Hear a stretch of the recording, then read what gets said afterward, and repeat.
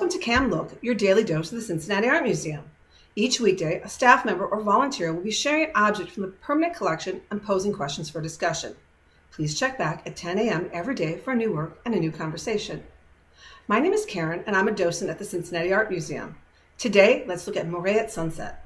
This was painted in 1888 by a painter who was born in France of British parents named Alfred Sisley. Let's look at this painting. First, what are we looking at? Well, we're looking across a river at a small village with two bridges. We can see some tall foliage in the foreground, and on the other side of the riverbank, there are tall trees lining the opposite shore. What time of day is it? Well, the title tells us it's sunset, but what gives us visual clues that it is sunset? First, note the pinkish purple color on some buildings, and then also note other parts of the buildings, and also some of the trees look very, very goldeny. These are visual clues that the sun is setting.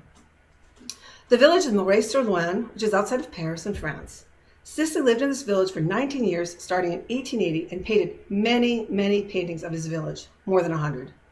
Sisley believed painting was about seeing, that objects look different at different times of day or under different weather conditions.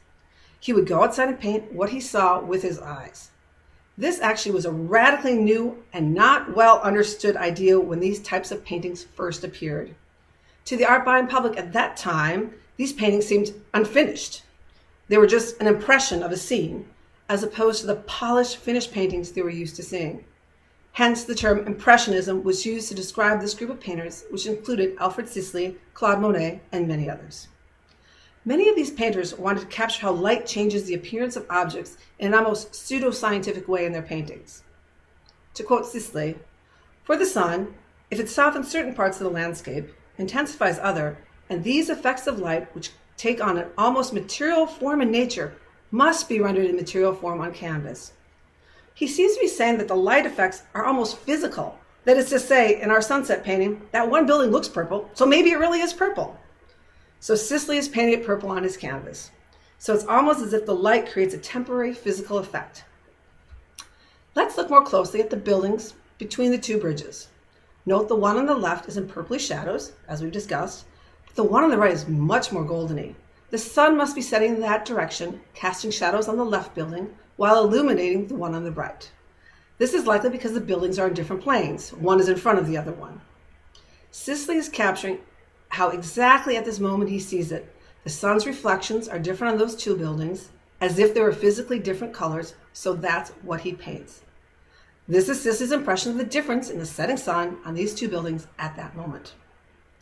Sisley lived 19 years in Moret, creating other views of the village. I will show you two other paintings, which are not at the Cincinnati Art Museum, but have slightly different perspectives of the village, but are very close actually to the one we just saw at Moret at sunset. Can you guess the time of day? What gives you the clues? Here's the first one. What do you notice here?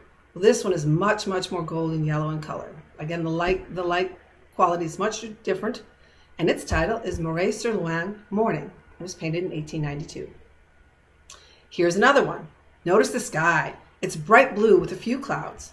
Also note we can see some activity in the bridge. There's a carriage and some people on there. So it's during the day.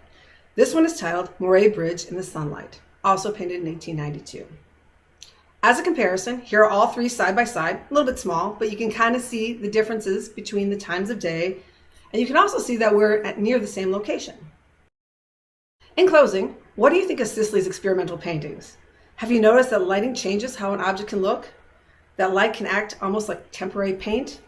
That's exactly what the Impressionists were interested in.